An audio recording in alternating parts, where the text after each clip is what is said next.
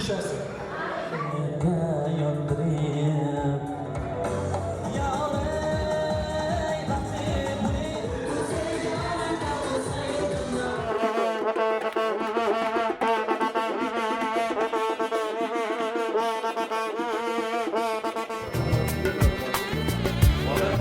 Салам-салам! Сегодня не будет никаких инструкций и не будет подсказок по оформлению каких-либо документов.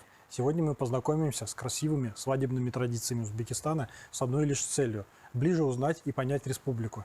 Это видео будет полезно как релокантам, нашим основным зрителям, так и туристам, ведь побывать на узбекской свадьбе, случайно или не случайно, может любой турист. Да и даже тем, кто вообще не собирается ни разу ехать в Узбекистан, это видео будет просто интересно. Как празднуют свадьбу в селах и как отмечают это событие в крупных городах. Вы на канале «Едем жить в Узбекистан». Как с празднованием Навруза, свадебные традиции сел отличаются от традиций столицы. Кстати, если вы не знаете, что такое Навруз и как его отмечают, обязательно посмотрите это видео. Поставьте его в очередь просмотра по вот этой ссылке в правом верхнем углу.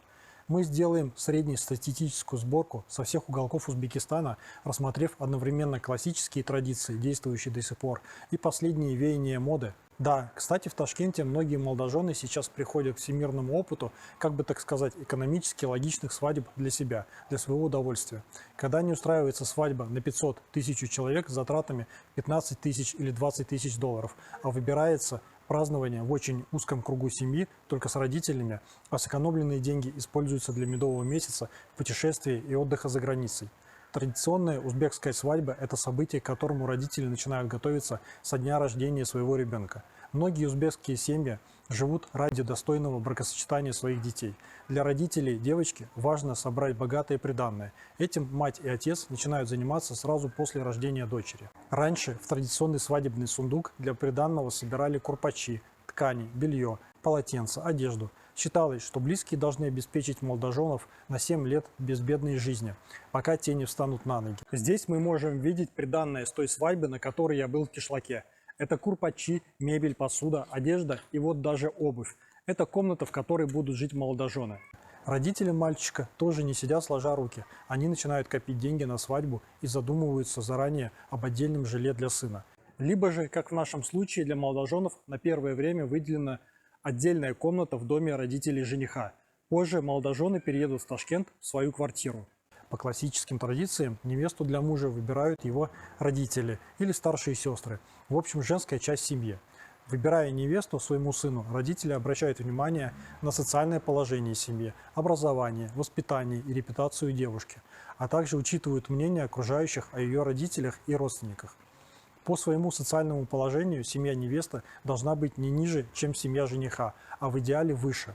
Но бывает и такое, что невесту ищут в срочном порядке в кратчайшие сроки, перебирая по всем ближайшим знакомым и соседям. Женщины ходят в гости и нахваливают своего сына или брата, пытаясь заинтересовать одну из будущих невест.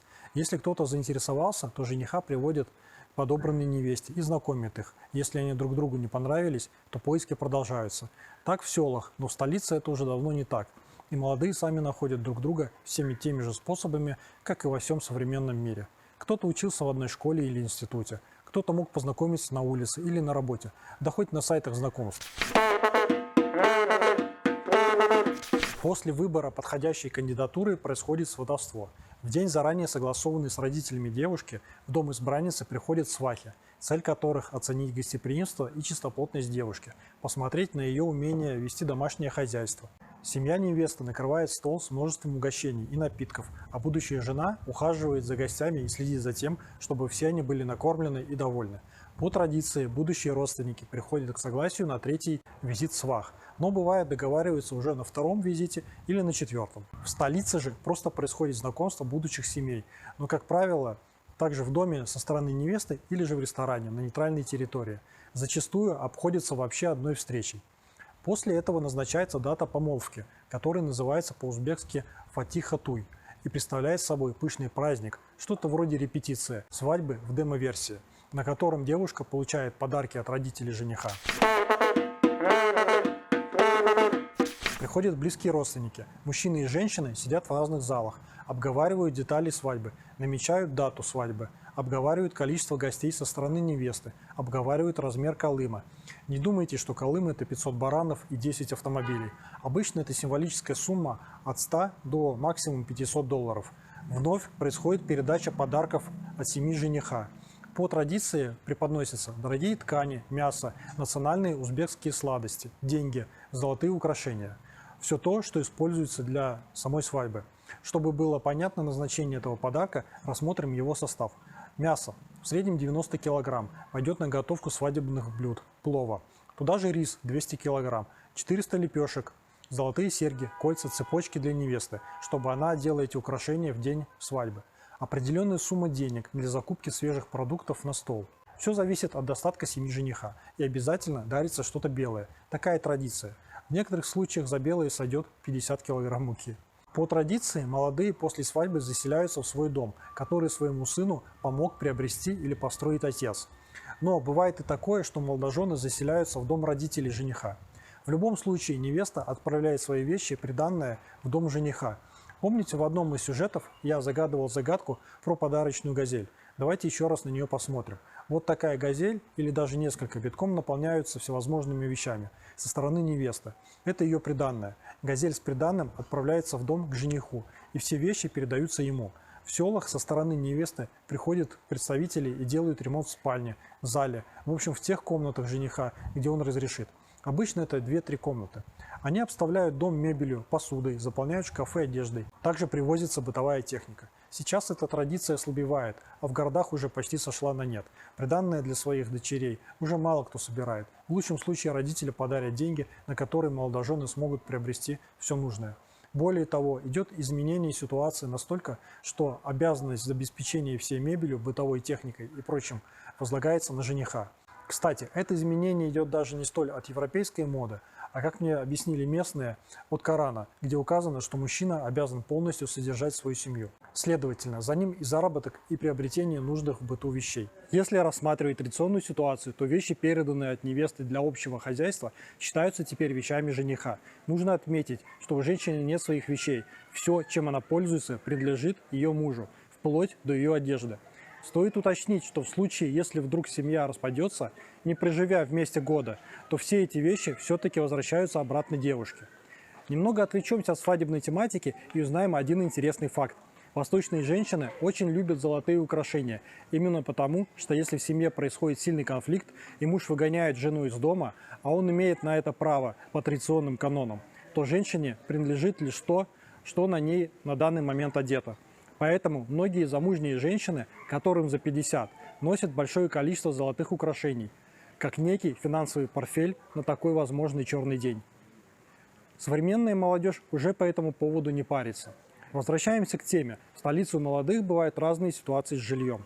Кто-то может жить с родителями в частном доме или даже на квартире, но многие предпочитают купить свою квартиру в ипотеку или снимать жилье. Традиционно все свадебное мероприятие оплачивает семья жениха, и эта традиция пока еще соблюдается, поэтому невесте дается ограниченное количество мест.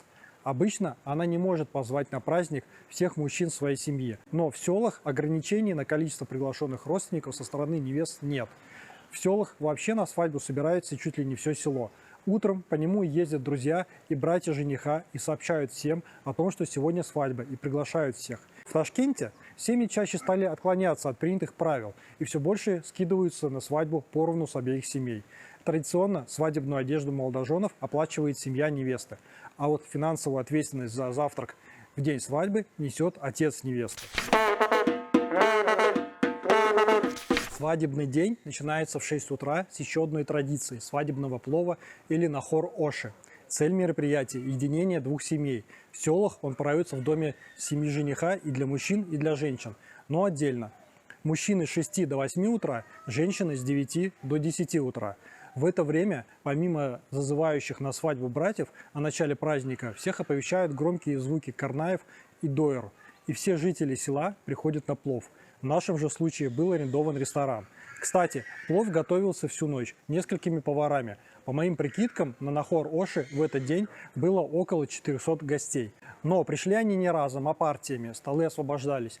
Люди приходили и уходили компаниями. Мужчин встречали мужчины, а женщин встречали женщины. В Ташкенте же плов всегда проводится в ресторане, а не в доме, чтобы не заморачиваться с готовкой на большое количество людей. Приходят не только члены семей, но и друзья, знакомые, коллеги по работе и вообще все, кто хотят. По количеству гостей ограничений нет. Можно даже спокойно с улицы зайти. Это норма. Но гости могут быть только мужского пола на мужском плове и женского на женском. Узбеки очень гостеприимны. Считается, что наличие гостя – это добрый знак. Я был единственным русским на свадьбе в Кишлаке, да еще и гостем. Хочу сказать, что мне уделялось достаточно внимания и уважения. В Ташкенте традиции свадебного плова неукоснительно соблюдаются, но для экономии, так как дело происходит в ресторане, проводится только для мужчин. Для женщин же часть угощения с поздравлениями, как правило, отправляют в дом невесты. Игнорирование этого мероприятия считается крайним неуважением. И если вы были приглашены, постарайтесь не пропустить это мероприятие и не отказываться от него. Кстати, плов может устраиваться не только на свадьбах. Он может быть по случаю рождения ребенка или по любому другому праздничному случаю. Например, возвращение с хаджа. Даже в центре Ташкента частенько можно проснуться под шум от карнаев. Во дворе будут музыканты, красивые украшения входа в подъезд. И иногда уже тут можно угоститься пловом.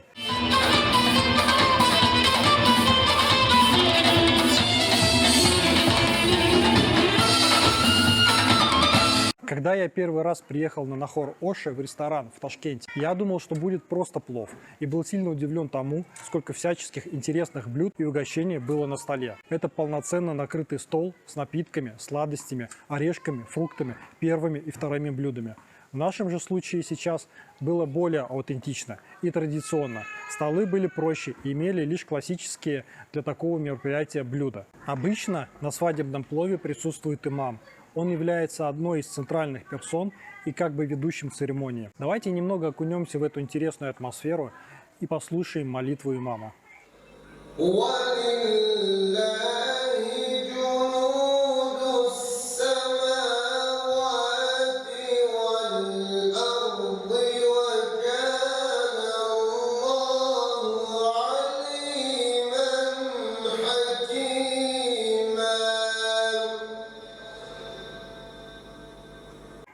Обратите внимание на то, что плов в основном едят руками, а не приборами.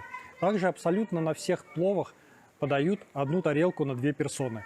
Я все-таки ел вилкой, как мне более привычно. Вилкой обычно вообще никто не ест. Или руками, или ложкой. Но мне так удобнее, и по этому поводу мне никто замечаний не делал.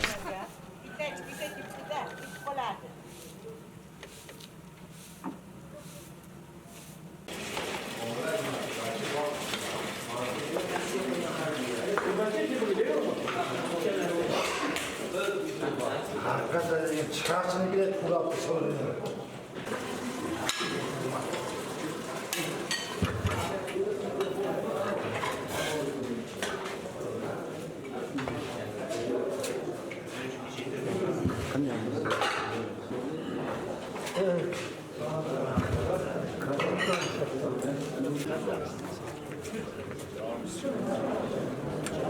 Yaxshi amakilar. Amakilar.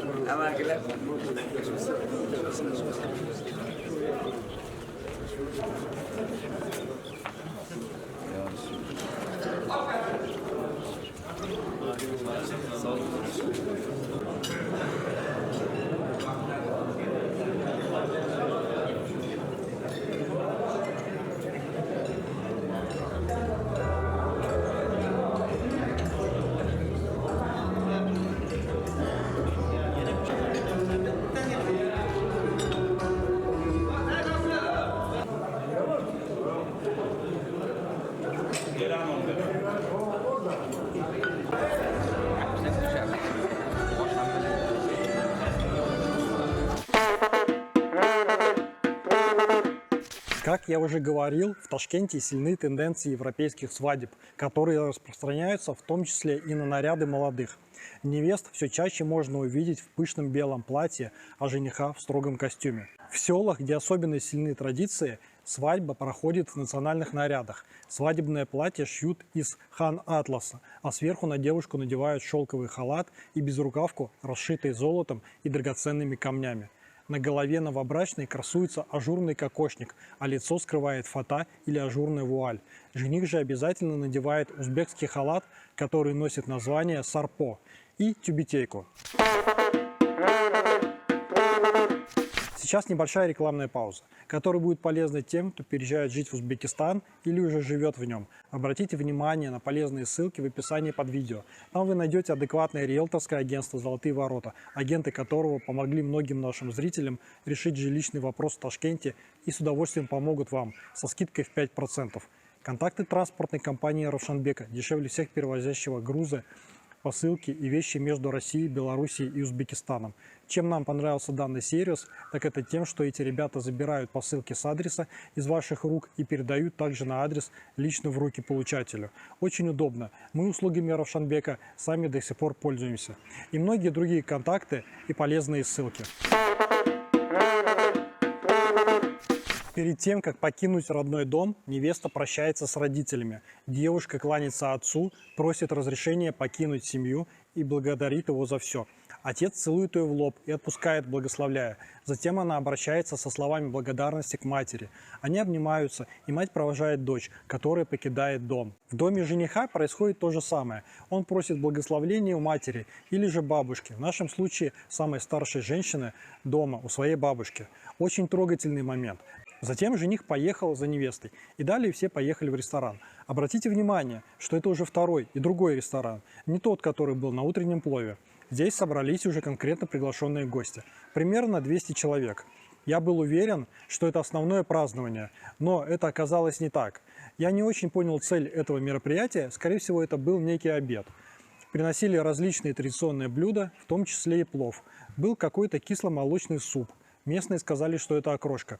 Но с нам привычной окрошкой не имел вообще ничего общего. Все поздравляли жениха и невесту, дарили деньги. И в конце молодожены разрезали торт на кусочки. Стоит отметить, что всего на свадьбе было 3 торта, и это был первый из них. Гости немного потанцевали, и после все поехали в ЗАГС.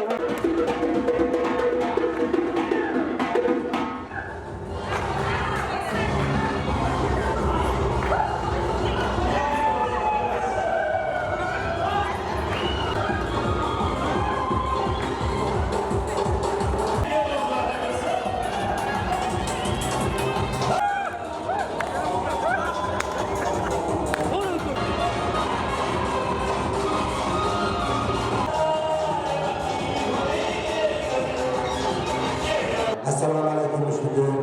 Ana shu yeni bolalar, azizli xonadon. Xizmatdoshimiz, do'stimiz Ilhomjonning xonadon hurmat qilib kelgan aziz mehmonlar. Assalomu alaykum.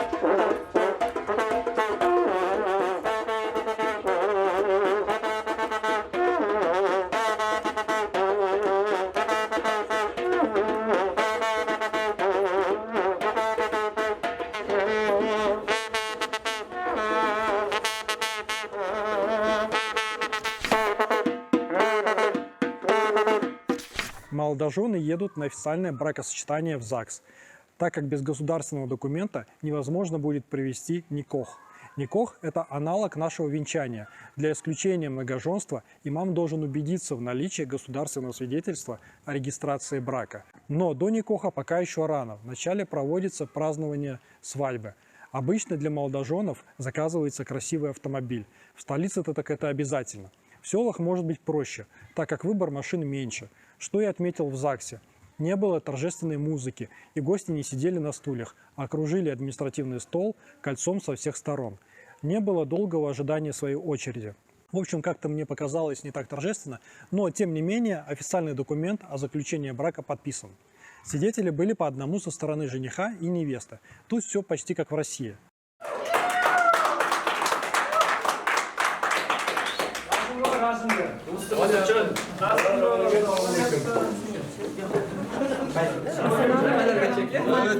Mehmonlar hamda mezbonlar, O'zbekiston Respublikasi fuqarolari Ro'ziyev Ma'rufjon hamda Ro'ziyeva Mohirgiloylarning qonuniy nikoh boshlanganligini e'lon qilamiz. Hurmatli kelin-kuyov, bugun sizlarning hayotingizda eng quvonchli, shodiyona, eng mas'uliyatli va bir umrda esda qolarli kundir. Sizlar bugun oila degan dargohlar, tarbiyalar voyaga yetkazasizlar. Sizlarni katta qilgan ota-onangizni hurmat, izzat qilib, baxtli oilalardan biri bo'lasizlar. Konstitutsiyaga muvofiq Yakkabog' tuman fuqarolik bo'limi Yakkabog' tuman fuqarolik davlat nomalarini qayd etish bo'limi tomonidan so'raymiz.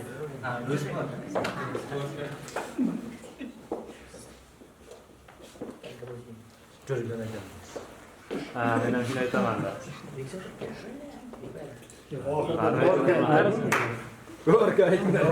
Sizni aytgan mustahkam oilalar safiga qo'shilasizlar, baxtli bo'linglar. Tabriklaymiz. Marhamat, kelin-kuyovimizning do'st va birodarlari ularning qonuniy nikohlari qayd etilganliklari bilan tabriklashlari mumkin. Обычно после ЗАГСа молодожены едут на фотосессию. В нашем случае мы ездили на фотосессию в ближайший город Шахрисябск, где есть красивый парк и остатки дворца Аксарай. Молодожены фотографировались, мы же прогуливались по парку, осматривая его. Местным, кстати, вход в парк бесплатный. Я уже сошел за местного. Меня впечатлили высоченные ворота дворца. Особенно впечатлил тот факт, что раньше наверху был бассейн, в котором купались жены Амира Тимура, а вода поступала в бассейн по амфидукам из гор. Как в Ташкенте, так и в селах в начале празднования происходит еще одна традиционная вещь. Это подтверждение согласия двух семей на свадьбу молодых. В знак этого на множество частей разламывается специальная лепешка, а кусочки лепешки раздаются всем членам семьи в знак того, что им теперь нужно будет породниться. Эта традиция может проводиться как в день свадьбы, так и заранее, до свадебного дня. В нашем случае лепешку разламывали за день до свадьбы, и я не застал этого ритуала. После фотосессии мы поехали в дом невесты.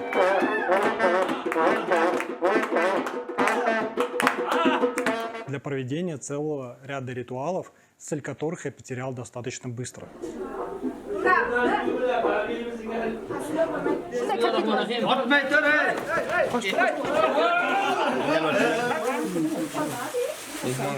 Хорошо,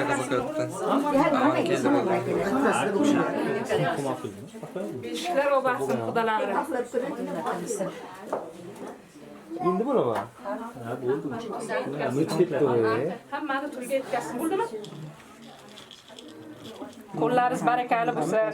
Topgan tutganingiz boylik bo'lsin. Kelin sola. Yarmini og'ziga so'y. Ha, ikki janjal.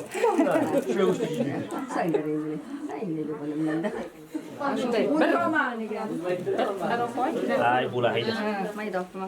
Скорее всего, это совокупность различных традиций и ритуалов, как зороастризма, так и просто соседних регионов и, как мне показалось, даже религий. Что мне бросилось в глаза в контрасте с Россией во всех наших поездках между домами, ресторанами и прочим, так это то, что абсолютно все дороги были отличного качества, как между городами, селами, так и в самих селах. Глухомань, кишлак, но дороги все отличные, даже в самых отдаленных участках кишлака. В доме невесты вначале друзьями жениха был порван ковер, на который сделал свой первый шаг жених, вступая в дом невесты. Затем был ряд ритуалов с огнем, в роли которого служил фонарик. Молодожены смотрели на отражение друг друга в зеркало. Что-то схожее есть и у христиан. Сидели, накрывшись покрывалом. Всем мужчинам женщины подарили платок, и мне в том числе. Потом вышли во двор, была молитва. Родители невесты вынесли продукты, которые забрали друзья жениха. И, как мне рассказали позже, была соблюдена еще такая традиция. Друзья жениха должны были что-то незаметно украсть в доме невесты. В общем, что-то из утвари они все-таки украли. После дома невесты все поехали в дом жениха. Там вновь был проведен ряд красивых обычаев, и все сопровождалось звуками карнаев.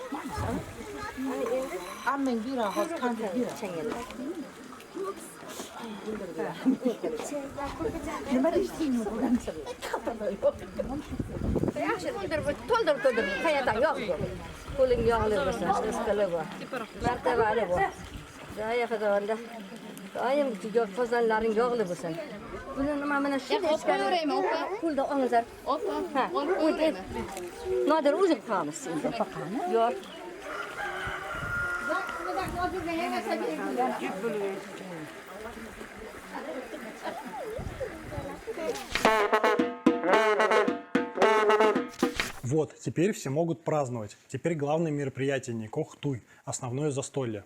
Свадьба проводится в доме жениха, если праздник происходит в селе, или же в ресторане, если действие происходит в столице. Накрываются богатые столы. Столы просто ломятся от еды. Это Узбекистан, и было бы странно, если бы было по-другому. В нашем случае был ресторан, тот же, что и для утреннего плова. На столах были лишь традиционные блюда, без излишеств. Самым важным блюдом на свадьбе является свадебный плов, который готовится в огромном казане, чтобы гарантированно накормить им всех гостей. А то, что останется, раздают людям. Музыка звучит максимально громко, чтобы в самых отдаленных уголках города и села люди знали, где происходит торжество, и присоединились. Считается, что чем масштабнее празднество, тем шире разойдется весть о гостеприимстве и щедрости угостителей. В селах редко бывают свадьбы, на которых присутствует менее 500 гостей. В среднем 1000, а иногда и до 1500 гостей. Еще раз отмечу, что вы можете спокойно присоединиться к свадебной церемонии, так как гость на свадьбе – это добрый знак. Хочу сказать, что в селах, может быть, такой шум является плюсом. Весело, шумно, прикольно, но не в городах. Жители хотят соблюдать свои традиции, но не учитывают специфику городов. Пока я был на свадьбе в селе, у нас во дворе в Ташкенте кто-то тоже праздновал свадьбу. В час ночи музыка грохотала так, что дребезжали окна во всех соседних домах. Народ шумел и орал в микрофон. Но нужно отметить, что в 2 часа ночи приехала милиция и разогнала этот праздник. Я считаю, что нужно уважать окружающих и тем более своих соседей и проводить мероприятия так, чтобы не мешать им. Понятно, что у вас праздник, но кому-то завтра на работу утром. У всех есть дети. Нужно уважать окружающих и не шуметь после 11 часов вечера. Приятно видеть, что милиция следит за соблюдением закона о тишине. Вернемся к нашей свадьбе. Во время всего торжества невеста сидит с прикрытым вуалью лицом, опустив глаза, показывая смирение и покорность. Когда с молодоженами кто-то взаимодействует, поздравляя их, невеста обязательно кланяется. Был диджей, который включал музыку. Гости веселятся, пляшут, поют песни. Маму невесты поздравляют прочие женщины. Я обратил внимание, что женщины танцуют отдельными компаниями. И мужчины тоже отдельными, не перемешиваются. Кстати, нет пошлых пьяных свадебных конкурсов. Все происходит с уважением. Как мне рассказали, в селах в некоторых случаях для веселья традиционно может проводиться кураж или кубкари. Сейчас не будем повторно рассказывать, что это такое, так как об этом я рассказывал в видео о праздновании Навруза. Не забудьте посмотреть этот сюжет. Вновь обратите внимание, что плов едят по двое из одной тарелки и руками. Такая вот традиция. В столице же свадьба больше напоминает европейскую. Тамада, певцы. Традиционно алкоголя на свадьбах, конечно, быть не должно. Но, как показывает практика, он есть. Есть на каждой свадьбе. Но его для маскировки наливают в чайники и пьют под видом чая. Даже Лермонтов в свое время писал о белом чае. Для меня это выглядело очень странно. Была компания за одним столом, которая на данной свадьбе пила водку из чайника. Выглядело это как-то смешно. Как будто дети прячутся от взрослых и втихаря от них пьют, боясь что их заругают. Как-то некультурно и некрасиво. Я к алкоголю отношусь скорее отрицательно, хотя на каких-то значимых мероприятиях в хорошей компании и с хорошими напитками могу выпить. Но пить из чайника тайком водку мне совсем не хотелось, так как это похоже на какое-то унижение. Праздник идет до вечера, поэтому, как правило, в наше время никох откладывается до следующего дня. Поэтому молодожены пока что ночуют отдельно. Без никоха спать вместе нельзя. В нашем случае жених с невестой покидают ресторан в 9 вечера. Никох проводится или в доме невесты, или же в мечети, в городе, где имам читает специальную молитву над женихом и невестой, объявляя их мужем и женой перед лицом Всевышнего. Естественно, со стороны каждого из супругов присутствуют свидетелей, иногда не по одному, а по два с каждой стороны.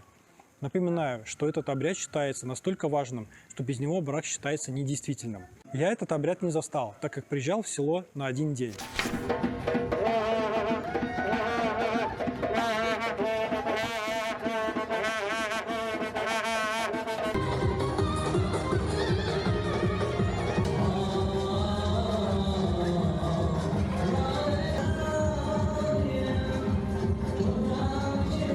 Allohim nimaiki beradigan tashvishi bo'lsa, faqatgina to'y tashvishlarini bersinki, boshlariz to'ylardan, yaxshi kunlardan chiqmasin. Bemalol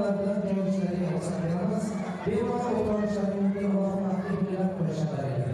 Va albatta rasmlarimizni ham ochiq deb e'lonlar barcha izlohlar shahar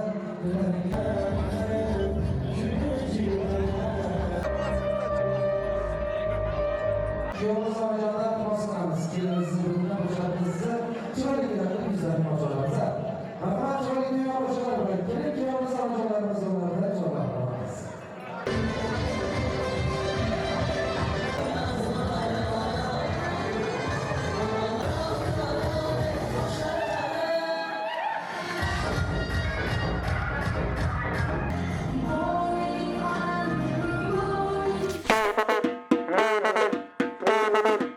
Традиционно в первую брачную ночь в доме остаются женщины с обеих сторон. Они следят, чтобы невеста была девушкой. После этого семья радуется, что у молодых все хорошо. Конечно, в городах этот нюанс начинает уже упускаться. Тут нужно понимать, что общество сейчас делится на две части – соблюдающих традиции и считающих нюанс невинности крайне важным, и современная молодежь, живущая уже по европейским канонам. Я думаю, что с уходом старого поколения все эти традиции постепенно исчезнут. Общество здесь сейчас очень сильно меняется. Утром, после первой ночи молодых, к ним в гости приходит семья невесты и свекровь. Молодая жена встает рано с утра, подметает двор и встречается со своими родственниками, в основном с женщинами, в новом образе жены. Этот обряд называется келин-салом. Молодая жена делает поклон каждому гостю, в конце здоровается со свекровью. Свекровь дарит невестке золотое украшение, цепочку или браслет. Проводятся посиделки у женщин. Они пьют чай из рук невесты, обсуждают великолепную свадьбу и ее новый уютный дом. Жених на это время может уехать к друзьям на некие послесвадебные автопати. Первые послесвадебные 40 дней называются чиля. Мы уже сталкивались ранее с этим словом для обозначения 40-дневной летней жары в Ташкенте. Так вот, в течение этих 40 дней молодожены сидят дома и отдыхают. Короче, чилят, наслаждаются обществом друг друга. Естественно, свадебная чиля может быть в любой период года, просто она так называется. Традиционно семья невесты кормит молодоженов, перенося им еду или каждый день, или через день. В столице же все больше входит в моду европейский уклад проведения медового месяца. Молодожены из больших городов предпочитают уехать на какой-нибудь курорт или же в другую страну и провести медовый месяц там. Тут данные сильно разнятся. Кто-то говорит, что родственники активно требуют потомства и могут этим попрекать, если после такой чили невеста не забеременела. Кто-то говорит, что такого давления и разговоров нет. Все по-разному. Дальнейшая жизнь молодой жены в семье мужа зависит от отношений между новыми родственниками, их характеров и того, насколько они соблюдают существующие в стране обычаи. Тут все настолько у всех по-разному, что под один шаблон всех не поместить. Сильно разнится жизнь в глубинке и больших городах. Домашние обязанности делятся по договоренностям. Все по-разному везде. Есть даже такие семьи, где женщина ходит на работу наравне с мужчиной. Это уже отдельная глубокая тема того, как живут традиционные или же современные семьи в республике. И в рамках данного видео мы эту тему раскрывать не будем. В 2019 году парламент Узбекистана утвердил правила проведения свадеб и других торжественных мероприятий. Некоторые граждане после проведения расточительных и помпезных свадебных мероприятий берут средства в долг и, чтобы расплатиться, выезжают за пределы республики на заработки. Подчеркивается в нормативном акте. Закон предписывает праздновать свадьбу только один день с 6 утра до 23:00. О проведении свадьбы нужно предупредить местные власти минимум за неделю до торжества. Ограничение введено также на число гостей. Теперь отмечать бракосочетание может не более 200 человек. Новый закон также запрещает использовать в свадебных церемониях более 3 легковых автомобилей и более 2 приглашенных исполнителей или музыкальных групп. По моим опросам у знакомых местных я понял, что этот закон не соблюдается. Власти Узбекистана уже пытались ограничить размах праздников. Первый указ на эту тему в 1998 году издал президент Ислам Каримов. Однако никто не обратил внимания на данный закон. В 2008 году Каримов издал новый документ на эту тему. В 2012 году мэрия Ташкента утвердила собственные правила, ограничивающие размах семейных праздников. Нынешний президент Узбекистана Шавкат Мирзиёев тоже не первый раз обращается к брачному вопросу. В 2017 году он призвал популяризировать скромные свадьбы. В 2018 году Мирзиёев запретил вообще чиновникам посещать свадьбы и дни рождения. По его словам, госслужащие живут роскошной жизнью, а торжества с их участием способствуют коррупции. Как говорится, красиво жить не запретишь.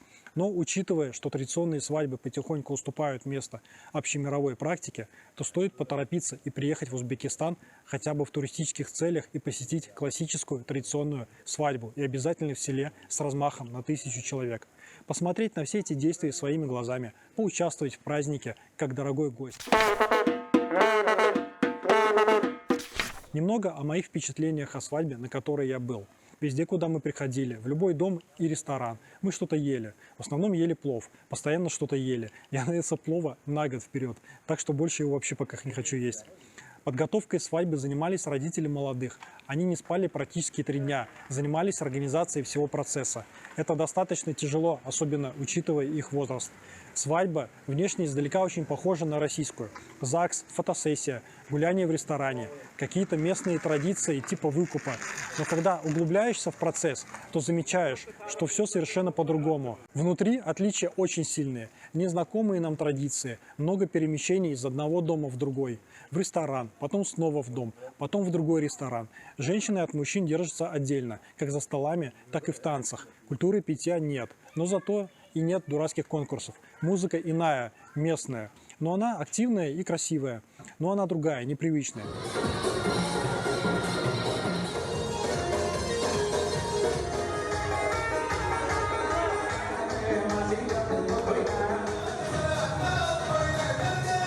Первого танца молодых нет. В общем, различия очень велики. И чтобы их увидеть, это нужно присутствовать на свадьбе лично. Вот такой занимательный получился сюжет. Надеюсь, вам было интересно окунуться в свадебные традиции Узбекистана. Если так, то ставьте лайки. И не забудьте подписаться на канал, чтобы поддержать нас. Не забудьте посмотреть остальные наши сюжеты, которые вы еще не видели, или схожие с данным сюжетом про праздник Навруз. А если вы хотите пообщаться со мной лично по совершенно любым вопросам, то у меня есть телеграм-чат как раз для этих целей. И вот ссылка на него в левом верхнем углу. С недавнего времени в данном чате я размещаю готовые сюжеты заранее по готовности.